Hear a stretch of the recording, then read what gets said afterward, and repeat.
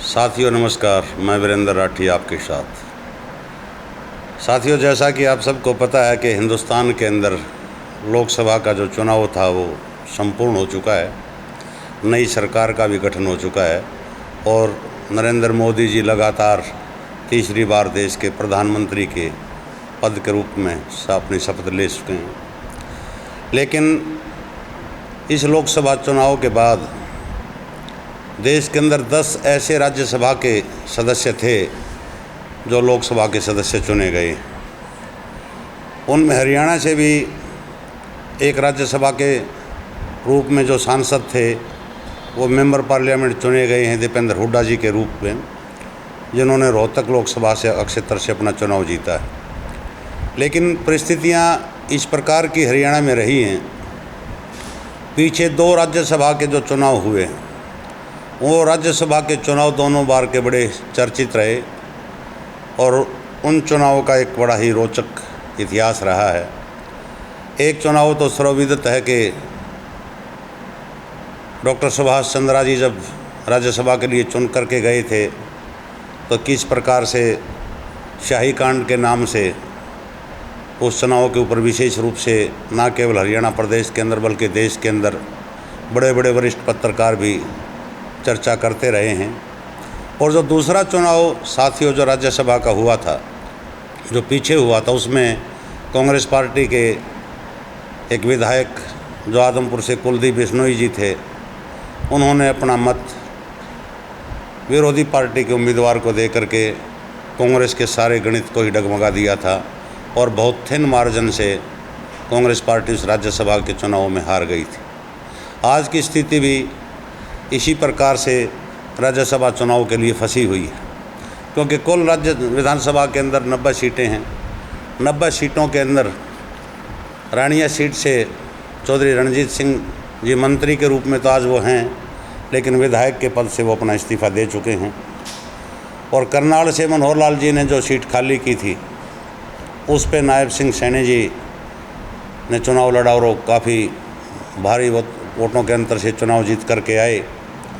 और इस दौरान एक बड़ी ही दुखदायी घटना घटी बादशाहपुर सीट से। जो निर्दलीय प्रत्याशी थे राकेश दौलताबाद जी, अचानक हृदय गति रुकने से उनका देहांत हो गया, वो सीट भी खाली हो गई। लेकिन साथियों, एक सीट विधानसभा की हरियाणा प्रदेश के अंदर और खाली होने जा रही है और वो सीट है जो अम्बाड़ा से वर्तमान में वरुण मुलाना जी जो सांसद चुने गए हैं, क्योंकि वो हरियाणा विधानसभा के सदस्य हैं यानी कि एमएलए हैं, अब वो सांसद चुन लिए गए हैं।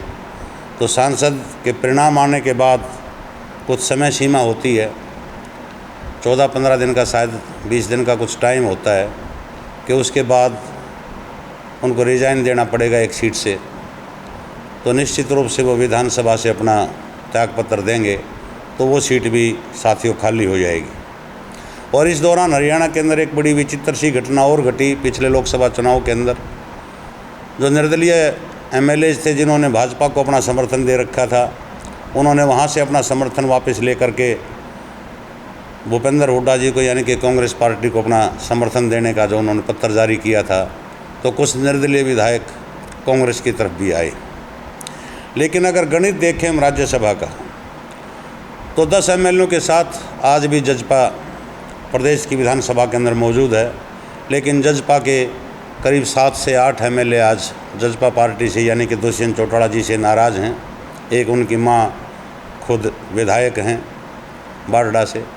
बाकी जो एमएलए हैं वो तकरीबन नाराज़गी अपनी दुष्यंत जी से प्रकट कर चुके हैं।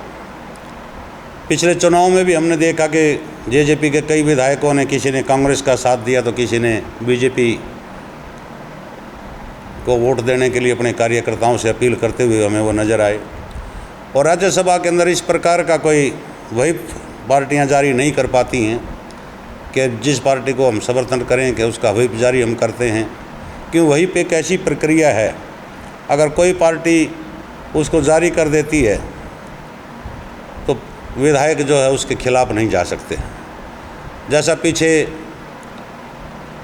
अभी जो नायब सिंह सैनी जी ने अपना बहुमत साबित करने के लिए जो सदन बुलाया था, जब ये मुख्यमंत्री बने थे, तो एक व्हिप की प्रक्रिया थी, वही दुष्यंत चौटाला जी ने जारी की थी कि सभी पार्टी के एमएलएज को मैं कहता हूं कि वो वोटिंग के अंदर भाग नहीं लेंगे। 3-4 एमएलए उनके सदन के अंदर मौजूद थे, लेकिन जब वोटिंग का समय आया तो निकल करके वो सदन से बाहर आ गए थे। लेकिन राज्यसभा चुनाव के लिए ऐसी प्रक्रिया नहीं है, क्योंकि इस प्रकार की प्रक्रिया अगर राज्यसभा के चुनाव के अंदर होती तो कुलदीप बिश्नोई जी ने जो क्रॉस वोट की थी पिछले राज्यसभा चुनाव के अंदर बीजेपी के पक्ष में कांग्रेस के खिलाफ, वो भी नहीं हो पाती। लेकिन आज राज्यसभा की जो सीट खाली हुई है, इसके ऊपर बहुत ही निकट समय के अंदर चुनाव होने जा रहा है। इस चुनाव में दोनों पार्टियां आश्वस्त हैं। भारतीय जनता पार्टी कहती है कि हमारे साथ नंबर पूरे हैं, तो कहीं न कहीं कांग्रेस पार्टी के नेता भूपेंद्र सिंह हुड्डा जी भी चाहेंगे कि आज इस प्रकार से निर्दलियों का हमें साथ मिला है कि हम भी एक मजबूत प्रत्याशी मैदान में उतारें तो हम राज्यसभा की सीट निकाल सकते हैं। लेकिन अकेले कांग्रेस के सहारे राज्यसभा की सीट कांग्रेस पार्टी साथियों हरियाणा के अंदर नहीं निकाल पाएगी, क्योंकि इसको ज़रूरत पड़ेगी जजपा के जो 10 विधायक हैं उनमें से कितने विधायकों को ये अपने पक्ष में ला पाती है। 2-3 विधायक तो जजपा के ऐसे भी हैं जो नायब सिंह सैनी जी के साथ और मनोहर लाल खट्टर जी के साथ जो लंच या डिनर कर चुके हैं, जो उनके भरोसे के विधायक हैं, जो कहते हैं चुनाव आएगा तो हम भाजपा के साथ जाने की वो उन्होंने हामी भर रखी है। कुछ कांग्रेस पार्टी के भी टच में है। और ये नंबर गेम जब राज्यसभा का आता है तो इसमें आप भाजपा को भाग्यशाली भी मान सकते हैं कि पिछले जो खिंचे हुए चुनाव थे, जो मुकाबले के चुनाव थे राज्यसभा के, दोनों के अंदर ही भाजपा ने बाजी मारी। और भारतीय जनता पार्टी के दिमाग में कहीं न कहीं साथियों एक बात और चल रही है। वो बात ये चल रही है कि जब भिवानी महेंद्रगढ़ सीट का लोकसभा का चुनाव जब की बार हुआ था, वो काफ़ी रोचक चुनाव था, बड़ा कांटे का मुकाबले का चुनाव था। और उस मुकाबले के चुनाव के अंदर सरूती चौधरी को टिकट नहीं मिला था और कहीं न कहीं किरण चौधरी और राव दान सिंह की तलखियाँ जिस प्रकार से मंच के ऊपर राहुल गांधी जी के सामने देखी गई थी, जो एक दूसरे की तरफ बड़े तलखी भरे इशारे कर रहे थे, और दान सिंह जी अनेक धन्यवादी दोनों के अंदर ये संकेत देते हुए नज़र आ रहे हैं कि किरण चौधरी दिल से हमारी मदद नहीं इस चुनाव के अंदर नहीं कर पाई। तो कहीं न कहीं वो खटास दोनों नेताओं के अंदर है। तो भारतीय जनता पार्टी भी मौके की तलाश में है कि लोहा गर्म है, मार दो हथौड़ा। इसी सोच के साथ चर्चाएं आज बाज़ार के अंदर, मार्केट के अंदर या राजनीतिक गलियारों के अंदर जो विशेष चर्चा है वो यही चली हुई है कि भारतीय जनता पार्टी का ये प्रयास है कि किरण चौधरी को मना लिया जाए। क्योंकि एक प्रयास वीरेंद्र सिंह डूमर खां के साथ भी भारतीय जनता पार्टी ने किया था। वो राज्यसभा के सदस्य कांग्रेस से थे, उन्होंने भाजपा ज्वाइन की थी, राज्यसभा से इस्तीफा दे दिया था। जो उनका बचा हुआ कार्यकाल था, उस कार्यकाल के लिए भाजपा ने उनको राज्यसभा के लिए प्रत्याशी बनाया और उनको चुनाव जितवाया और केंद्र के अंदर साथियों मंत्री बनाया था। तो आज जो बचा हुआ 2.5-3 साल का कार्यकाल जो एक राज्यसभा सीट का बचा है, तो भारतीय जनता पार्टी का प्रयास है कि बचा हुआ समय का कार्यकाल के लिए भारतीय जनता पार्टी मैडम किरण चौधरी को अपना प्रत्याशी बना सकती है।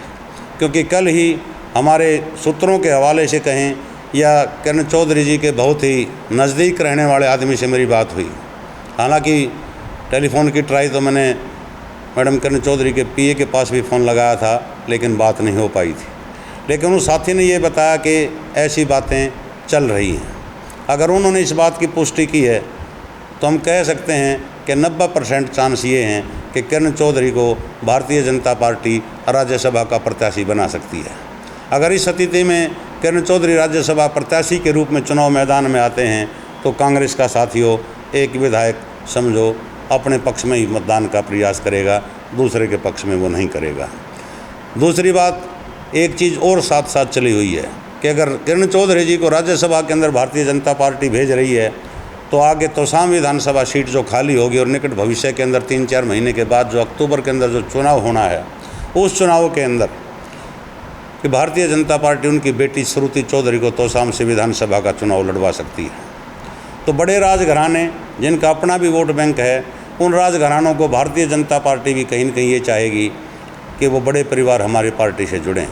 पीछे एक रैली हुई थी, उस रैली के अंदर ओम प्रकाश धनखड़ जी जो पूर्व प्रदेश अध्यक्ष थे, उन्होंने भी एक बात साथियों इशारों में मंच से कही थी कि चौधरी देवीलाल के परिवार के लोग भी आज हमारी पार्टी में हैं और चौधरी भजनलाल के परिवार के लोग भी आज भाजपा का हिस्सा हैं और हमारे लिए चौधरी बंसीलाल के लिए फ़ोटो के लिए भी आज हमारे बैनर पे जगह खाली है। तो ये संकेत बड़ा संकेत था। तो हो सकता है कि ये बात बहुत पहले से चल रही हो, लेकिन इसको अमली जामे के रूप में यथार्थ में ये बात बहुत ही निकट समय में हमारे सामने आ सकती है। लेकिन साथियों, राज्यसभा का गणित जिस प्रकार से बैठेगा, इसमें जिस पार्टी का प्रत्याशी यहाँ जीत करके जाएगा, हरियाणा प्रदेश के अंदर 5 राज्यसभा की सीटें हैं, 4 पे वर्तमान में भारतीय जनता पार्टी के सांसद यहाँ से चुन करके गए हैं। एक ही सांसद ऐसे थे कांग्रेस के दीपेंद्र हुड्डा जी के रूप में, आज उन्होंने अपने पद से इस्तीफ़ा दे दिया है। 2-2.5-3 साल का समय बचा है। इस समय के लिए कांटे का मुकाबला फिर से राज्यसभा चुनाव के लिए हरियाणा प्रदेश के अंदर होने की उम्मीद है। अगर कहीं न कहीं किरण चौधरी आज भारतीय जनता पार्टी की सदस्यता लेती हैं तो ये कांग्रेस के लिए एक झटका ही मैं इसको मान करके चलूँगा। ये है कि पार्टी के अंदर जो भी नेता होता है, हर इलाके के अंदर हर नेता का अपना वोट बैंक होता है। आज 5-5 की सीट भाजपा और कांग्रेस लोकसभा के अंदर चुनाव जीत करके आई। कांटे का मुकाबला तो आज भी है। कांग्रेस पार्टी ने 40 विधानसभा सीटों के ऊपर बढ़त पाई है और 44 विधानसभा सीटों के ऊपर आज भारतीय जनता पार्टी के जो प्रत्याशी लोकसभा का चुनाव लड़ रहे थे वो जीत करके आए हैं। यानी कि 46 और 44 का मुकाबला है। केवल 2 सीटों की बढ़त आज कांग्रेस पार्टी के पास है। लेकिन इतना भी हमें ध्यान रखना होगा कि कांग्रेस पार्टी के साथ समझौते में आज आम आदमी पार्टी कुरुक्षेत्र लोकसभा सीट से चुनाव लड़ रही थी। वहाँ 5 सीटों के ऊपर आम आदमी पार्टी ने भी बढ़त पाई है, लेकिन उस आम आदमी पार्टी की बढ़त को भी हम कांग्रेस पार्टी की बढ़त ही मान करके चल रहे हैं, क्योंकि ये चुनाव समझौते का चुनाव था। और दूसरी तरफ से भारतीय जनता पार्टी ने अपनी पार्टी को मजबूती प्रदान करने के लिए विशेषकर जो जाट वोट बैंक है, जो जाट बेल्ट हम जिसको बोलते हैं, उसके अंदर सेंधमारी उन्होंने शुरू कर दी है। आप देखेंगे पवन खरगोदा जो केवल 2,500 से 3,000 वोटों से पिछला चुनाव विधानसभा का हारे थे, चुनाव के 5-7 दिन बाद ही उन्होंने जेजेपी पार्टी छोड़ करके भाजपा का दामन थाम लिया। ऐसा ही प्रयास जो जेजेपी के चुनाव निशान पे भूपेंद्र मलिक जी, जिन्होंने पिछला विधानसभा का चुनाव बड़ौदा से लड़ा था और वर्तमान लोकसभा का चुनाव उन्होंने सोनीपत से लड़ा था। भले ही सोनीपत लोकसभा क्षेत्र के अंदर उनकी वोटें काफ़ी आई हों, लेकिन बड़ौदा विधानसभा से जब उन्होंने चुनाव लड़ा था तो बहुत ही सम्मानजनक वोटें साथ ही उन्होंने पाई थी। आज उन्होंने भी भारतीय जनता पार्टी का दामन थाम लिया है। और तीसरा जो बड़ा नेता के रूप में भाजपा की जो नज़रें हैं वो किरण चौधरी के ऊपर टिकी हुई हैं। तो ऐसे में कांग्रेस पार्टी को भी कहीं न कहीं ये तो ध्यान देना ही होगा कि उनके नेता, चाहे वो किसी भी गुट के क्यों ना हों, आखिर में पार्टी तो एक ही है कि वो छिटक के इधर से उधर ना जाएं। क्योंकि आज की जो परिस्थिति उसमें लगता है कि आज कांग्रेस हरियाणा प्रदेश के अंदर मजबूती की तरफ उनके कदम बढ़ते हुए दिखाई दे रही हैं। और जनता के अंदर एक ये प्रचार भी कांग्रेस की तरफ से किया जा रहा है कि निकट भविष्य में होने वाले चुनाव में ये कांग्रेस पार्टी सरकार बना सकती है। लेकिन अगर कांग्रेस के नेता ही इस प्रकार से टूट के दूसरी पार्टियों के अंदर जाएंगे तो ये कांग्रेस के लिए फिर से कड़ी अग्नि परीक्षा से ये कम समय नहीं है। तो इसके लिए कांग्रेस पार्टी ने भी ध्यान देना होगा। और जहाँ तक मैडम किरण चौधरी की बात है, तो किरण चौधरी अपना एक रुतबा रखती हैं, न केवल भिवानी ज़िले के अंदर बल्कि वो रुतबा रखती हैं अपने कार्यकर्ताओं की। उनकी एक अच्छी टीम पूरे महेंद्रगढ़ ज़िले के अंदर भी है। अगर हार का ठीकरा आज वहाँ पे रावदान सिंह किरण चौधरी के ऊपर फोड़ रहे हैं तो इसका मतलब किरण चौधरी का वोट बैंक तो उस इलाके के अंदर अपना है ही। तो थोड़ा सा इन चीज़ों की तरफ ध्यान देना होगा। आपसे एक विशेष अनुरोध सभी श्रोताओं से करना चाहूँगा कि अगर आपको ये वीडियो अच्छी लगती है तो आप इसको लाइक करें, शेयर करें, चैनल को सब्सक्राइब करें और बहुत ही ऐसे ही किसी राजनीतिक घटनाक्रम के ऊपर निकट भविष्य में बहुत जल्दी ही हम अगली वीडियो लेकर के आएंगे। तब तक के लिए शुक्रिया।